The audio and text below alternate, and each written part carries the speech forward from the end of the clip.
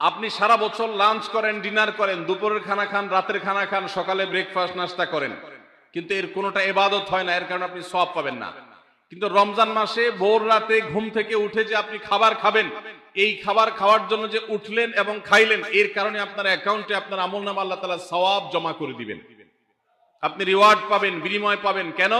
কারণ নবী করিম সাল্লাল্লাহু আলাইহি সাল্লাম বলেছেন, তাসাহহারু ফাইন্না ফিস সাহুরি বারাকাহ।